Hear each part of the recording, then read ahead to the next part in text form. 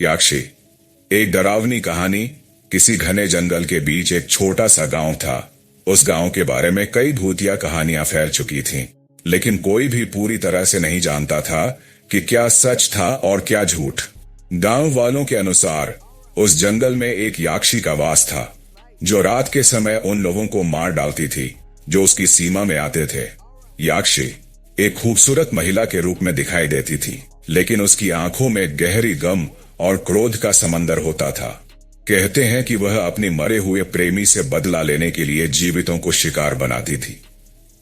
एक दिन एक युवक नामक विकास अपने दोस्तों के साथ गांव में आया।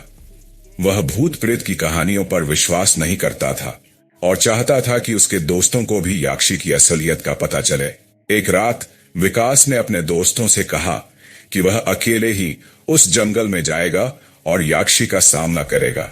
जब वह जंगल में घुसा तो अजीब अजीब आवाजें आने लगी, पेड़ पौधे झूलने लगे और हवा में अजीब सी ठंडी गंध फैलने लगी। धीरे धीरे वह एक खुली जगह में पहुंच गया, जहां उसने एक खूबसूरत महिला को खड़ा देखा। वह महिला उसकी तरफ बढ़ी और धीरे से बोली, तुम यहां क्यों आए हो? विकास डरते हुए बोला, मैं तुमसे डरता नहीं हूं, मैं यह जानने आया हूं कि तुम कौन हो।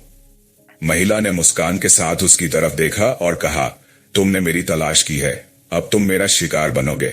इतना कहते ही महिला का रूप बदल गया। उसकी आंखें लाल हो गई और उसकी त्वचा एकदम बर्फ की तरह ठंडी और कठोर हो गई।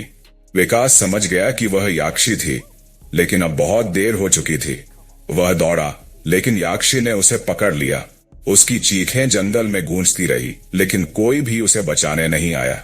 अगली सुबह विकास का शरीर बुरी तरह से क्षतिग्रस्त हुआ मिला और उसके चेहरे पर वही घबराई हुई मुस्कान थी। गांव वालों का कहना था कि वह अब याक्षी का अगला शिकार था और जंगल में रात के समय कोई भी अकेले नहीं जाता था। आज भी उस गांव में लोग कहते हैं कि याक्षी कभी भी आ सकती है और जंगल के पास से गुजरते वक्त कोई भी आवाज सुनाई दे तो वह केवल याक्षी ही हो सकती है, जो अपने अगले शिकार की तलाश कर रही हो।